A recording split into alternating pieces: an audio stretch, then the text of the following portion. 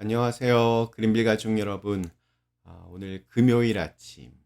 오늘도 이렇게 조금 더 주님을 닮아가기 위해서, 조금 더 주님을 사랑하기 위해서 주님의 말씀으로 함께 오늘 이 하루를 시작하는 모든 분들에게 우리의 죄와 또 연약함에도 불구하고 우리를 다시 그곳에서 새롭게 우리를 일으켜 주시는 그 주님의 사랑이 우리의 삶 가운데 오늘 함께 하시기를 간절히 기원합니다. 자, 오늘 저희는 마태복음 26장 우리 69절에서 75절의 말씀으로 함께 오늘 이 아침을 시작하도록 하겠습니다. 마태복음 26장 69절에서 75절의 말씀.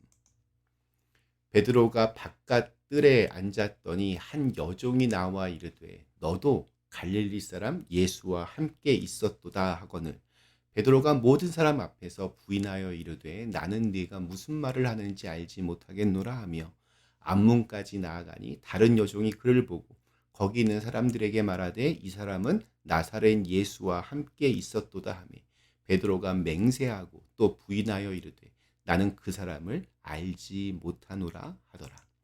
조금 후에 곁에 섰던 사람들이 나와 베드로에게 이르되 너도 진실로 그 도당이라 네 말소리가 너를 표명한다 하거늘 그가 저주하며 맹세하여 이르되 나는 그 사람을 알지 못하노라 하니 곧 닭이 울더라.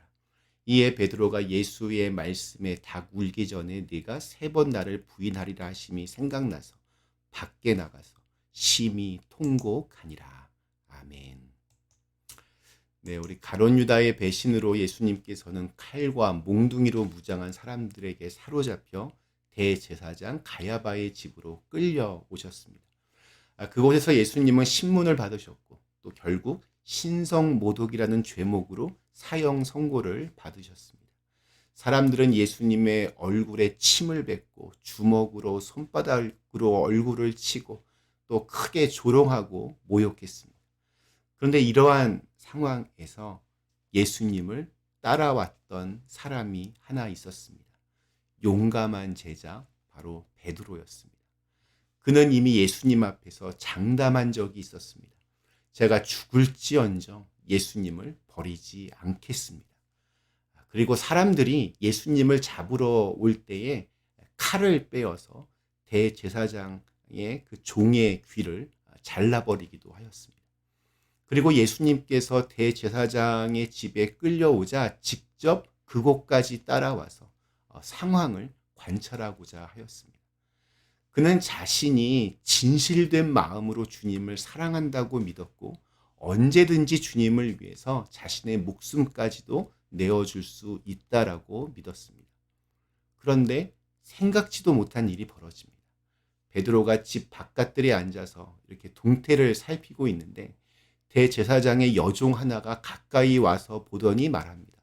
너도 갈릴리 사람 예수와 함께 다니던 사람이 아니냐. 베드로가 깜짝 놀라서 모든 사람들에게 부인하며 말합니다. 나는 당신이 지금 무슨 말을 하는지를 모르겠습니다. 그리고 그 자리를 떠나서 앞문까지 걸어갔습니다. 그런데 이번에는 또 다른 여종이 나타나서 베드로를 보더니 사람들에게 말합니다. 이 사람은 나사렛 예수와 함께 있었던 사람입니다. 베드로는 다시 깜짝 놀라서 이번에는 맹세까지 하면서 사람들에게 부인을 합니다. 나는 그 사람을 알지 못합니다. 맹세까지 할 수 있습니다. 가까스로 그 상황을 모면하나 싶었는데 조금 후에 다시 곁에 있던 사람들이 다가와서 베드로에게 말합니다. 당신은 틀림없이 예수 무리와 한패였습니다. 당신은 지금 갈릴리 그 사투리를 지금 쓰고 있지 않소. 궁지에 몰린 베드로는 이제 예수님을 저주까지 하며 맹세하며 말을 합니다. 나는 그 사람을 알지 못합니다. 그리고 그때에 닭이 울었습니다. 베드로는 그 순간 자신의 진짜 모습을 깨닫게 되었습니다. 자신의 밑바닥을 보게 된 것입니다. 베드로가 예수님께 호언장담하던 때에 예수님은 베드로에게 오늘 밤 닭이 울기 전에 네가 나를 3번 부인할 것이다. 그러나 베드로는 그때 그 예수님의 말을 믿지 않았습니다. 왜냐하면 자기 자신이 자기에 대해서 가장 잘 알고 있다라고 믿었기 때문입니다. 자기의 의지는 확고했고 주님을 사랑하는 마음은 정말 분명했습니다. 그렇기 때문에 그는 절대로 자신이 예수님을 부인하고 배반할 리 없다라고 확신에 차 있었습니다. 그러나 정작 위협이 다가오자, 목숨이 위태로워지자 베드로는 예수님의 말씀처럼 예수님을 부인하고 나아가 저주까지 하고 맹세까지 하였습니다. 누가복음에 따르면 그때 예수님과 베드로의 눈이 마주쳤다라고 그렇게 기록하고 있습니다. 포장지로 덮여진 자신의 모습, 뚜껑으로 막았던 자기의 진짜 모습이 그 순간 드러나게 되었고, 자신의 그 내면의 진실을 보게 된 베드로는 도저히 견딜 수가 없었습니다. 그는 도망치듯 밖으로 나가 심히 통곡을 합니다. 우리는 성경을 읽습니다. 매일 아침마다 이렇게 함께 말씀을 묵상하기도 합니다. 그런데 주님의 말씀은 우리에게 그저 조금 더 나은 사람이 되는 길을 가르쳐 주지 않습니다. 수많은 도덕과 윤리처럼 조금 더 훌륭한 사람이 되라고 말하지 않습니다. 주님의 말씀이 우리에게 선포하는 것은 오히려 내 자신을 알라라는 것입니다. 네가 그토록 오랜 시간 감추어 왔던 진짜 모습을 정직하게 직면하라. 이렇게 우리에게 요청합니다. 나의 진짜 모습을 보는 것은 때때로 고통스럽기에 우리는 그 모습을 그럴싸한 교양의 포장지, 문화의 포장지, 심지어 종교의 포장지로 이렇게 덮어버리곤 합니다. 그러나 주님은 어떻게 구원을 받을 수 있냐고 물었던 니고데모에게 사람이 거듭나지 아니하면 하나님의 나라를 볼 수 없다라고 단언하셨습니다. 그러니까 이전에 내가 죽어야 한다는 것입니다. 이 죽음은 자기 자신을 정직하게 바라보는 것으로부터 시작됩니다. 내가 죽을 수밖에 없는 죄인이었구나. 이거를 깊이 깨닫는 것. 이것이 바로 구원의 시작입니다.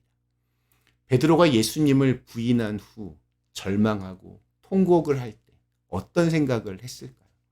다른 사람들이 다 주님을 떠나더라도 자기는 절대로 주님을 버리지 않는 신실하고 충성스러운 주님의 제자라고 철석같이 믿었지만 사실은 내가 죄인이구나.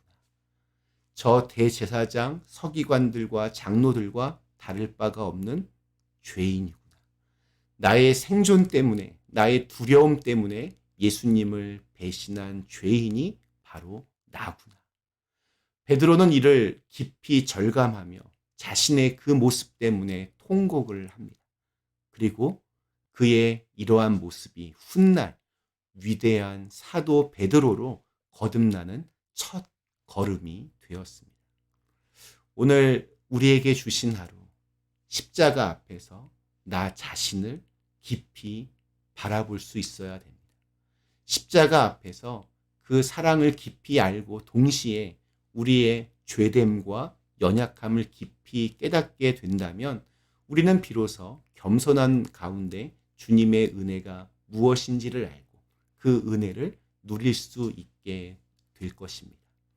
진실로 나는 죄인인데 나도 베드로처럼 그렇게 예수님을 부인하고 또 예수님을 모르는 척 그렇게 살았던 죄인인데 주님께서 그러한 나를 용서하여 주시고 구원하여 주셨구나. 이런 구원의 역사가 오늘 우리의 삶 속에서 일어날 수 있기를 간절히 기원합니다. 잠시 함께 기도하시겠습니다. 존귀하신 하나님, 베드로는 자기도 제사장, 서기관, 장로들과 같은 그런 형편없는 죄인이었구나라는 것을 깊이 절감하며 통곡을 하였습니다. 이 말씀을 읽은 우리들도 내가 사실은 베드로와 같은 모습으로 살았구나라는 것을 깨닫게 됩니다. 내가 죄인이라는 것을 깨닫게 될 때 그때부터 구원의 역사가 또한 새롭게 시작됩니다. 그 은혜를 우리가 깊이 알고 또 깨닫고 누릴 수 있는 오늘 하루가 되게 하여 주시옵소서. 예수님의 이름으로 간절히 기도드리옵나이다. 아멘.